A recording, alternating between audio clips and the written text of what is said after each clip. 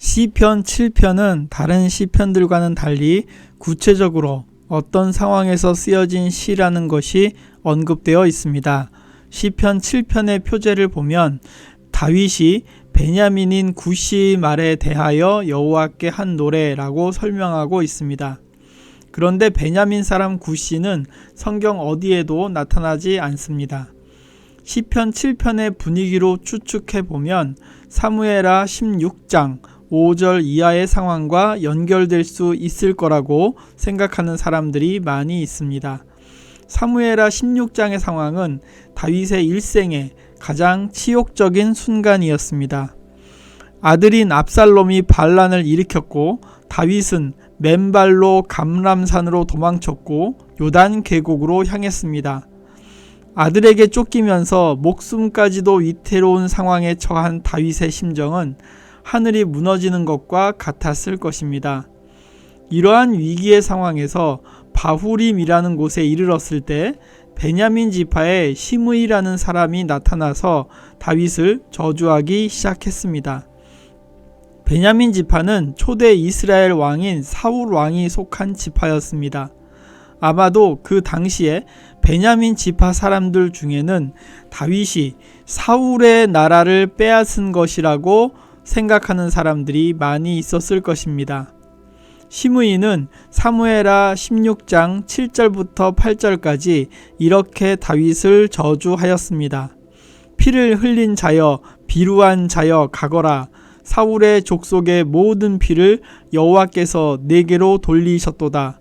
그 대신에 내가 왕이 되었으나 여호와께서 나라를 내 아들 압살롬의 손에 붙이셨도다. 보라, 너는 피를 흘린 자인고로 화를 자취하였느니라. 이러한 상황에서 비록 아들에게 쫓겨서 도망치던 다윗의 일행이었지만 부하들이 다윗을 저주하는 시므이를 죽이겠다고 나서자 다윗은 나서서 말렸습니다. 자신을 저주하는 시므이를 그대로 내버려 두라고 했습니다. 사무엘하 16장 10절 이하에서 다윗은 이렇게 말하고 있습니다. 저가 저주하는 것은 여호와께서 저에게 다윗을 저주하라 하심이니 내가 어찌 그리하였느냐 할 자가 누구겠느냐. 내 몸에서 난 내 아들도 내 생명을 해하려 하거든 하물며 이 베냐민 사람이랴. 여호와께서 저에게 명하신 것이니 저로 저주하게 버려두라. 혹시 여호와께서 나의 원통함을 감찰하시리니 오늘날 그 저주 까닭에 선으로 내게 갚아주시리라. 아마도 시편 7편의 상황은 이렇게 자신을 저주하는 상황에 처한 다윗이 자신의 처지에 대해서 돌아보면서 모든 것을 판단하시는 분은 여호와 하나님이라는 신앙 속에서 쓴 시라고 생각해 볼 수 있습니다. 사무엘하 16장 12절에서 다윗은 여호와께서 자신의 원통함을 감찰하실 것이라는 확고한 의지를 갖고 있었습니다. 시편 7편은 이러한 다윗의 신앙심을 잘 드러내고 있다고 할 수 있습니다. 우리가 사무엘하 16장의 상황을 생각하면 시편 7편 1절부터 5절까지를 쉽게 이해할 수 있을 것입니다. 1절과 2절은 자신을 추격하는 아들 압살롬의 손길에서 벗어나려고 하는 다윗 일행의 절박한 순간을 묘사하고 있습니다. 3절부터 5절까지를 읽어보면 시므이라는 베냐민 사람이 다윗을 저주한 내용과 놀라울 정도로 일치하고 있습니다. 당시에 시므이라는 사람은 다윗이 정당하지 못한 방법을 사용해서 사울의 집안이 다스리던 나라를 빼앗았다고 주장하고 있었습니다. 이러한 상황에 대해서 3절부터 5절까지는 자신의 결백을 주장하고 있습니다. 5절에서 만약 여호와 하나님께서 보시기에 자신이 결백하지 않다면 자신을 처벌해 달라고 말하고 있습니다. 자신이 결백하지 않다면 원수로 하여금 자신의 영혼을 쫓아 잡아 생명을 짓밟고 자신의 영광을 진토에 떨어뜨려도 괜찮다고 말하고 있습니다. 시므이가 주장하는 것이 사실이라면 스스로 형벌을 받겠다는 말입니다. 이것은 자신이 하나님 앞에서 결백하다는 것을 확신하고 있는 사람이 아니고서는 할 수 없는 말이라고 생각합니다. 시인은 자신이 처한 절망적인 상황에 대해서 자신이 어떤 잘못이나 악을 행하여 다른 사람을 해롭게 했거나 그들에게 손해를 주었기 때문이라고 생각하지 않습니다. 자기가 현재 당하고 있는 고초는 무죄한 사람이 의롭지 못한 상대방 때문에 억울하게 당하는 것이라고 생각하고 있습니다. 그렇기 때문에 그는 담대하게 자신의 무죄와 결백을 주장하고 있는 것입니다. 만약 자신이 하나님께서 보시기에 죄를 저질렀거나 잘못을 저질렀다면 원수가 자기 생명을 짓밟고 자기 영광을 진토에 굴러 떨어지게 해도 아무 대꾸도 반항도 하지 않겠다는 주장을 감히 하고 있습니다.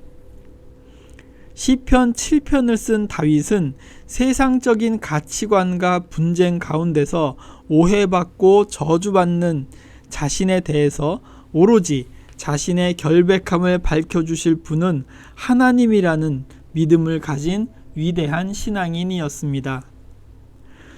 6절부터 8절까지 다윗은 하나님께서 이 세상의 역사 속에 친히 개입해 달라고 부탁합니다.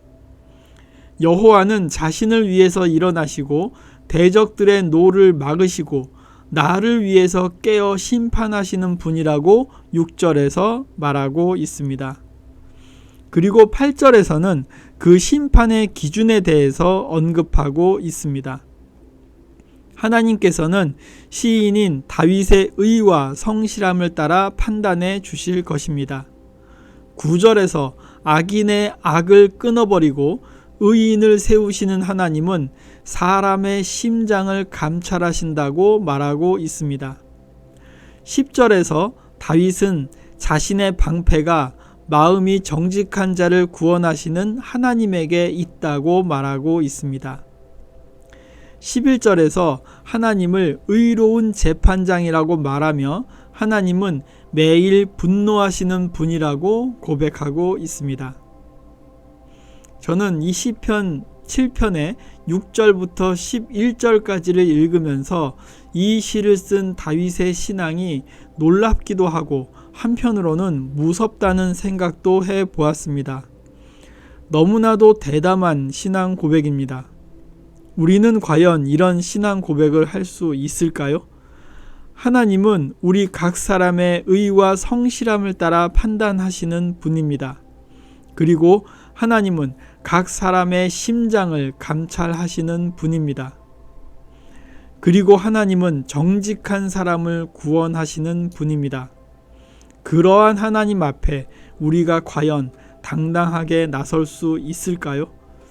그러한 하나님이 과연 나의 모습을 보시고 나를 인정해 주시고 내가 어려운 상황에 처해 있을 때 나의 편이 되어 주실 수 있을까요? 우리는 의로운 삶을 살고 있습니까? 우리의 성실함이 하나님 보시기에 긍정적인 평가를 받을 수 있을까요? 우리의 심장이 감찰하시는 하나님께 합당한 마음을 가지고 있을까요? 우리는 하나님 보시기에 정직한 삶을 살고 있다고 당당하게 말할 수 있을까요?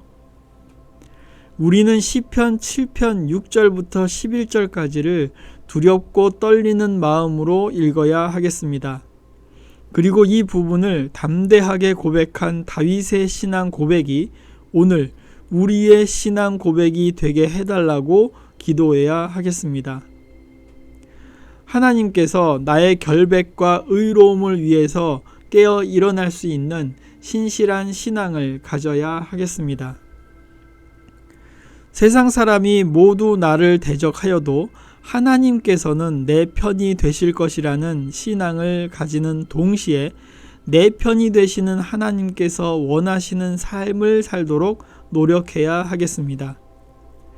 내가 아무개의 심장을 감찰해 보니 그에게는 한치의 거짓이 없고 나를 위한 신앙도 흠이 없다.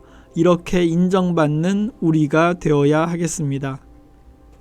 다윗은 하나님이 의로우신 재판장이라는 믿음을 가졌습니다. 선한 사람에게 의로운 재판장인 하나님은 구원의 방패가 되지만 악한 사람에게 의로운 재판장인 하나님은 진노의 대상입니다. 따라서 다윗은 12절부터 16절까지 하나님의 진노를 피하기 위해서 자신의 죄를 회개하고 올바른 삶을 살기 위해서 노력해야 한다고 주장하고 있습니다.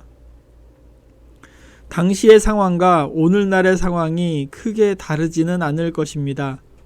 우리가 세상을 살다 보면 세상 속에서 열심히 살아보려는 사람보다는 다른 사람을 억압하고 착취하고 속이는 사람들이 떵떵거리며 살고 있는 것을 자주 봅니다.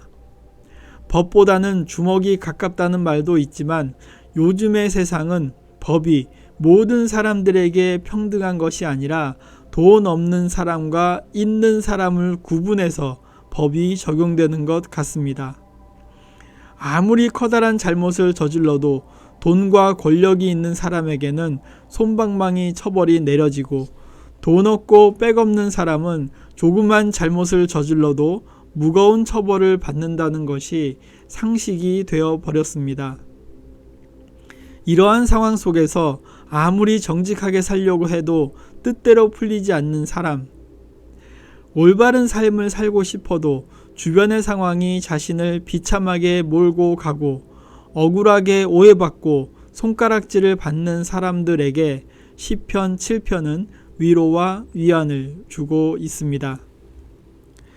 아마도 다윗은 자신이 죄 없이 고난을 당하고 주변 사람들에게 손가락질까지 받는 상황 속에서 시편 7편을 썼을 것입니다. 그리고 이 시가 비슷한 상황에 처한 사람들에게 읽혀지는 과정 속에서 널리 사랑받았을 것입니다. 그리고 최후에 하나님을 찬양하는 시편 속에 포함되었을 것입니다. 시편은 한 사람의 신앙 고백으로 출발했지만 그것이 이스라엘 민족 공동체의 신앙 고백으로 받아들여진 것입니다. 그리고 그러한 이스라엘 민족 공동체의 신앙 고백인 시편이 오늘날 우리들에게는 또다시 우리 각 사람 개인의 신앙 고백으로 받아들여지고 우리의 삶 속에서 날마다 하나님을 찬양하고 우리의 개인적인 상황 속에서 위로와 위안이 되시는 하나님의 살아있는 말씀이 되는 것입니다. 오늘 읽은 시편 7편의 말씀을 붙잡고 진정 하나님이 세상 속에서 나의 편이 되어주시고 나의 의로움과 성실함으로 판단하시는 의로운 재판장이라는 것을 믿고 담대하게 하루를 살아가는 우리가 되기를 바랍니다.